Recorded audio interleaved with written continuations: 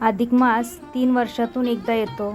या अधिक महिन्यात जावयाला वाण देतातच, पण अजून एक गोष्ट सर्रास केली जाते, ती म्हणजे सोनाराकडे जाऊन जोडव्यामध्ये भर घालणे किंवा जोडवी बदलणे. सर्व सुवासिनी स्त्रिया अधिक महिन्यात जोडवी बदलतातच, पण अधिक महिन्यातच सौभाग्यवती स्त्रिया जोडवी का बदलतात? ही जोडवी बदलत असताना कोणती चूक आपल्याला करायची नाही आणि जोडवी कशा प्रकारची आपल्या पायांच्या बोटामध्ये असायला हवी, त्याचबरोबर जावयाला वाण देताना कोणतीही वस्तू 33च का दिली जाते, 33चा अंक का वापरला जातो, अशी बरीच माहिती मी तुम्हाला ह्या आजच्या व्हिडिओमध्ये देणार आहे. तर व्हिडिओ स्किप न करता शेवटपर्यंत नक्की बघा. हॅलो, नमस्कार, श्री स्वामी समर्थ. मी रेश्मा तुम्हा सगळ्यांचं रेश्माच्या दुनियादारीमध्ये पुन्हा एकदा स्वागत करते. सुरुवात करूया. अधिक मास दर 3 वर्षातून एकदा येतो. याला पुरुषोत्तम मास म्हणून ओळखलं जातं. आध्यात्मिक आणि धार्मिक कार्यासाठी हा महिना अतिशय शुभ मानला जातो. हा महिना भगवान विष्णूंना समर्पित आहे, त्यामुळे तुम्ही या महिन्यामध्ये विष्णूंच्या काही सेवा करू शकता. इतरही सेवा तुम्ही करू शकता. हा महिना भगवान विष्णूंच्या भक्तीचा महिना आहे असं सुद्धा म्हटलं जातं, त्यामुळे या महिन्याला पुरुषोत्तम मास असंही संबोधलं जातं. अधिक महिन्यात सर्वात महत्त्वाची केली जाणारी गोष्ट म्हणजे जावयाला वाण देणे. तर या महिन्यात जावयाला नारायण स्वरूप समजून त्यांना वाण दिले जाते, त्यांचे आदरातिथ्य केले जाते. या महिन्यात नारायण स्वरूप समजून आपल्या जावयाला वाण देण्याची पद्धत आहे. त्याचबरोबर अधिक महिन्यामध्ये 33 या आकड्यांचे महत्त्व काय आहे तर पहा. अधिक महिना हा 32 महिने 16 दिवस आणि 8 तासानंतर येतो, म्हणजे साधारण 33 महिन्यानंतर येत असतो. या 33 महिन्यासाठी म्हणून 33 वस्तूंचे दान केले जाते आणि याचा उल्लेख अनेकदा 30 आणि 3 असा सुद्धा केला जातो. हा महिना दर 33 महिन्यांनी येत असतो, म्हणून अधिक मासामध्ये 33 ही संख्या महत्त्वाची आहे. अधिक मास हा 3 वर्षानंतर एकदा येतोच, पण 18 वर्षातून फक्त एकदा हा मास श्रावणामध्ये येतो. तुम्ही वाणामध्ये अनारसे किंवा बत्तासे जे काही देत असाल ते 33 या संख्येमध्येच द्यावे. अधिक मासात आपल्या महाराष्ट्रामध्ये जास्त करून अनारसेचे वाण दिले जाते, पण असे वाण द्यावे जेणेकरून ते खाल्ले जातील.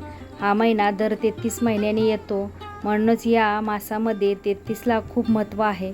आता आपण पाहूया महिला पायात जोडवी का घालतात. जोडवी घालताना कोणती चूक करू नये. लग्न झालं की स्त्रियांच्या शृंगारात भर पडते ती सौभाग्य अलंकाराची. मंगळसूत्र, कपाळाला टिकली, पायात पैंजण आणि जोडवी. आजकाल मंगळसूत्र घातलं, टिकली लावली, बांगड्या घातल्या की स्त्री सौभाग्यवती आहे हे सिद्ध होतं, पण कोणत्याही प्रौढ पुरुषाकडे पाहिलं की तो विवाहित आहे की नाही हे खात्रीपूर्वक सांगता येत नाही.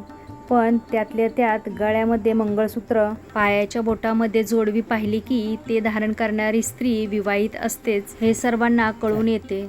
जोडवी घालणे ही लग्न झाल्याची एक निशाणी मानली जाते. एक लग्न झालेली स्त्री गळ्यात मंगळसूत्र, कपाळाला सिंदूर, हातात बांगड्या हे सर्व घालतेच, हे आपण लहानपणापासून पाहिलेले आहे.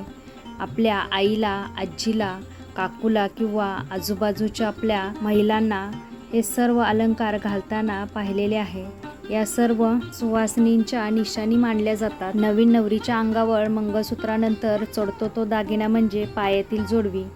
पायातील जोडवी हा सौभाग्य अलंकार असला तरी आजकालच्या फॅशनच्या युगात तेवढीच लोकप्रिय आहेत. स्त्रियांप्रमाणे आजकालच्या लग्न झालेल्या मुलींनाही जोडवी घालायला आवडतात. आजकाल अनेक जणी फॅशन म्हणून सौभाग्य अलंकार नाजूक का होईना आवर्जून वापरत असतात.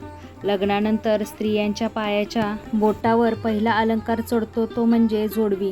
स्त्रिया पायाच्या बोटावर जोडवी घालतात कारण पायाच्या अंगठ्या शेजारील बोटावर जी नस असते तिचा थेट संबंध महिलेच्या गर्भाशयाला नियंत्रित करतो आणि रक्तदाबही संतुलित ठेवतो. त्याचबरोबर जोडवी घातल्याने महिलेला अनेक फायदे होतात, कारण चांदी हा धातू ऊर्जावाहक आहे. त्यामुळे पाय जमिनीला टेकलेला असल्यामुळे जमिनीची ऊर्जा शरीरात प्रवेश करते. त्यामुळे दोन्ही पायातील जोडवी शरीरातील ऊर्जा समतोल राखण्यास मदत करते. सध्या फॅशनच्या युगात पूर्वीसारखी मोठी जोडवी वापरली जात नाही, पण सध्याच्या स्त्रिया नाजूक नक्षीकाम केलेली जोडवी वापरण्याकडे जास्त प्राधान्य देतात. पूर्वी आवर्जून चांदीची जोडवी पायात घातली जात असेल, त्यावेळी पायातील बोटात 2, 5, 7 पिळांची जोडवी पाहायला मिळायची. आता यामध्ये स्टीलची, मेटलची जोडवी सुद्धा बाजारामध्ये अगदी ट्रेंडमध्ये फेरीवाल्याकडून सहज मिळतात. आता कमी वजनाची नाजूक जोडवी, वेगवेगळ्या आकाराची मणी, घुंगरू असलेल्या किंवा नक्षीकाम असलेले असे अनेक आकारातील वजनाची जोडवी बाजारामध्ये उपलब्ध आहेत. इमिटेशन जोडव्यामध्ये 20 रुपयापासून ते 500 रुपयापर्यंत या जोडव्यांच्या किमती आहेत आणि ती सर्वसामान्यांना परवडण्यासारखी सुद्धा आहे. नववधूपासून ते वृद्ध महिलेपर्यंत सर्वजण जोडवी आवर्जून वापरतात. पायात जोडवी घालण्याचे फायदे सांगायचे झाले तर शरीरातील प्रजनन क्षमता चांगली राहते. हृदयाची गती नियंत्रित करण्यासाठी जोडवी उपयुक्त आहे. जोडवी घातल्याने थायरॉईडचा धोका सुद्धा कमी होतो. जोडवी घातल्याने मासिक पाळीमध्ये येणाऱ्या अडचणी कमी होतात. मासिक पाळी नियमित होते. त्याचबरोबर विशिष्ट रक्तवाहिन्यांवर दाब निर्माण होतो. गर्भाशयाला रक्तपुरवठा सुरळीत होतो. गर्भाची संवेदनशीलता वाढते. जोडवी घातल्याने शरीरातील सर्व नसा आणि मांसपेशी व्यवस्थित काम करतात. दोन्ही पायात जोडवी घातल्याने ऊर्जेचे प्रमाण व्यवस्थित राहते. हे झालं जोडवी घालण्याचे फायदे. अशा अनेक जोडव्या आहेत ज्या की पायामध्ये घालू नये असे सांगितले जाते. त्यामध्ये पहिलं म्हणजे वेणीची जोडवी घालू नये असे सुद्धा सांगितले जाते. आता हल्ली सोन्याची सुद्धा जोडवी मिळतात. किती पण कमीत कमी वजनाची असली तरी सुद्धा ही जोडवी मिळून जातात. पण चांदीची जोडवी आपल्याला आपल्या पायामध्ये घालायची आहेत. हे सगळे दागिने तुम्ही फॅशन म्हणून घालू नका, तर या प्रत्येक दागिन्यामध्ये काहीतरी शास्त्र आहे. सोने चांदी घातल्यामुळे आपल्याला प्रत्येक वेगवेगळ्या प्रकारची ऊर्जा मिळत असते.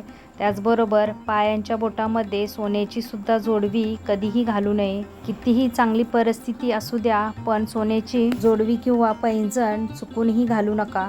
जोडवी ही चांदीचीच असावी आणि पैंजण कधीही सोन्याचं घालू नये. जर तुम्ही या दोन्हीपैकी काही जरी सोन्याचं घातलं तरी लक्ष्मी मातेचा अपमान होतो असं म्हटलं जातं. कारण कमरेच्या खालचा कुठलाही दागिना कधीही सोन्याचा नसावा. कारण सोन्याला लक्ष्मी मातेचा दर्जा दिला आहे, लक्ष्मी मातेचा मान दिला आहे. त्यामुळे कमरेखालचे दागिने हे नेहमी चांदीचेच असावे. अशा प्रकारे अधिक महिन्यामध्ये आईने लेकीला, लेकीने आईला, बहीण असतील तर एकमेकींना, मावशी असेल तर मावशीला, मावशीने मुलीला, अशा प्रकारे तुम्ही एकमेकींची जोडवी बदलू शकता.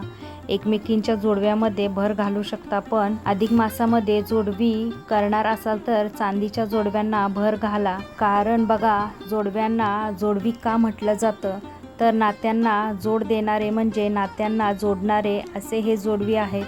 हल्ली पती पत्नीमध्ये भांडणे, वादविवाद होत राहतात, दुरावा होतो. अशा वेळेस काय करावे तर अधिक महिन्यामध्ये जोडव्यांमध्ये भर घालावी असे म्हटले जाते. तर अशा प्रकारे अधिक महिन्याच्या निमित्ताने सगळ्या सुवासिनींना जोडवी बदलण्याचं निमित्त मिळतं आणि अधिक मासामध्ये जोडव्यांमध्ये भर घालणं याचा एक वेगळाच फायदा आहे. त्यामुळे तुम्ही सुद्धा येथे अधिक महिन्यामध्ये तुमची जोडवी नक्की बदला. तर आता आपण पाहूया अधिक मासामध्ये काय करावे आणि काय करू नये. तर साक्षात भगवान विष्णूंनी या मासाची जबाबदारी घेतलेली आहे. त्यामुळे हाताने काम आणि मुखाने नाम घेत सत्कार्यात शारीरिक, मानसिक आणि आर्थिक गुंतवणूक करावी. या महिन्यात शक्य तेवढे धार्मिक विधी, पूजापाठ करावी. स्तोत्रपठणामुळे सकारात्मक ऊर्जा निर्माण होते. म्हणून अधिक मासात जास्तीत जास्त स्तोत्रपठण करून सकारात्मकता वाढवावी. अधिक मासात गरजवंतांना यथाशक्ती दान धर्म करावा. सामाजिक संस्थेमध्ये सेवा करावी. अशी सेवा देवांच्या पायाशी चटकन रुजू होते. मन विषयामध्ये न गुंतवता शक्य तेवढी हरिनाम घेऊन आपली रोजची कामे पार पाडावी. तर या अधिक मासात लग्न, कोणतेही शुभकार्य, मुंज, साखरपुडा, कोणतेही मंगल कार्य अधिक मासामध्ये करू नये. शक्य तर तुम्ही या समारंभाचा मुहूर्त या महिन्यामध्ये ठरवू शकता. त्याचप्रमाणे घर खरेदी, वास्तू खरेदी, वाहन खरेदी इत्यादी मोठी आर्थिक गुंतवणूक असल्यास गोष्टी अधिक मासात करू नयेत. त्यासंबंधी बोलणी या मासामध्ये पार पाडू शकता. तर अशा प्रकारे आजच्या व्हिडिओमध्ये आपण अधिक मासाबद्दल, जोडव्यांबद्दल बरीचशीच माहिती पाहिलेली आहे. तर कसा वाटला तुम्हाला आजचा व्हिडिओ मला कमेंटमध्ये नक्की सांगा. व्हिडिओ आवडल्यास व्हिडिओला लाईक, शेअर, सबस्क्राईब करा. पुन्हा भेटूया आपण उद्याच्या नवीन व्हिडिओमध्ये. तोपर्यंत सगळ्यांना श्री स्वामी समर्थ. जय जय स्वामी समर्थ.